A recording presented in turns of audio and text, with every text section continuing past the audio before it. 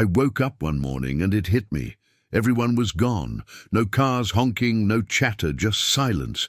The kind of silence that doesn't feel peaceful but wrong, unnatural, like the world was holding its breath. At first, I thought it was a prank, maybe a flash mob, a weird citywide joke that no one told me about, but the streets were empty. I mean really empty, not just of people, but of movement. No breeze, no animals, just a sun that looked confused to be rising over such a still world. I live in a mid-sized town, not big enough to be loud all the time, but not so small that it should ever feel this dead. I walked out of my apartment onto the street calling out, "Hello!" My voice bounced back at me like the buildings were mocking me. I laughed nervously. Still nothing. I walked to the corner cafe where I usually get my morning coffee. The door was unlocked. Inside, half-finished drinks sat on tables. A phone buzzed on the counter. One of the screens showed an order that never got picked up. Large cappuccino, extra foam. The foam had collapsed into a sad swirl. Behind the counter, the espresso machine hissed once before going silent again. I waited for someone to come out from the back. No one did. I checked my phone. Dead, not just low battery, completely blank, like the insides had been scooped out. I tried my laptop back at the apartment. Same, no Wi-Fi, no power, no nothing. It was like technology itself had decided to take a break.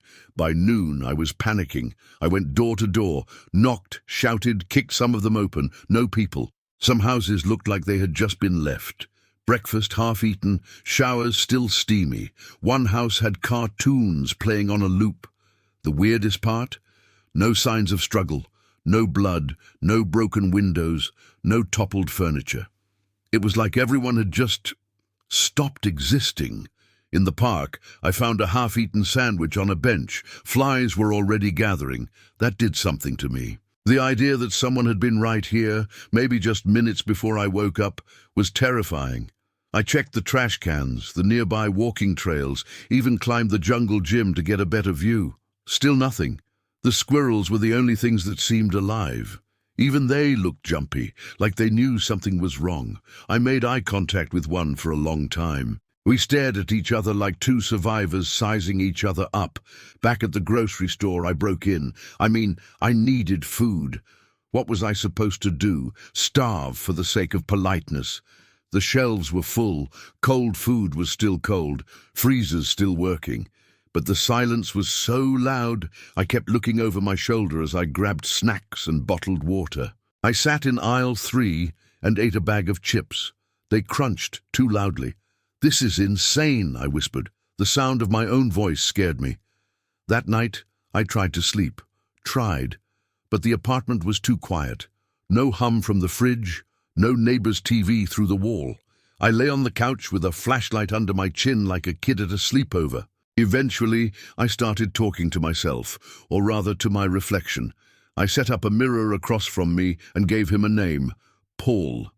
Paul was a good listener. I told him jokes. He didn't laugh. I told him I missed my parents.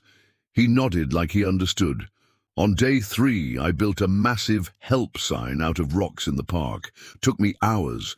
From the air, it must have looked desperate. That was the point. I stared at it from the roof of a nearby building, hoping some drone or satellite might pick it up. Nothing came. After a week, I stopped showering. Who was I getting clean for? I started wearing the same clothes every day. My beard grew out. I talked to the squirrels more. One of them, a fat grey one I named Oliver, started following me around. Maybe it was the peanuts. Then came the dreams. Every night I'd fall into this weird space, a city made of mirrors. I'd see people in the reflections, friends, strangers, myself, but I couldn't reach them. I'd shout, bang on the walls, cry. I'd wake up exhausted and nothing had changed, except for one thing. On the 14th day, I found a note in the library. It was jammed between 2 books in the survival section. A small scrap of lined paper smudged at the edges. It read, "If you're reading this, you're not alone." My heart actually stopped for a second. I looked around the library like someone might jump out and say, "Surprise!" But no one did. Still, the note changed everything. My mind raced. Who left it? When? Was it a trap, or was there really someone else out there? Hope is a funny thing. It can keep you going even when everything tells you to stop. I packed a bag that night. Canned food, water, batteries, a flashlight, a photo of my family, and the note. I left another note in the library, right where I found the first. I saw your message. I'm looking for you. My name is Jude. And then I walked. Out of the town I thought I'd always live in, into a world I no longer understood. Every step forward I whispered to myself, I'm not alone. I'm not alone. I'm not alone. Even if I was lying. Like what you heard. Want to know what happens next in Jude's journey? Follow now and turn on notifications so you don't miss episode 2.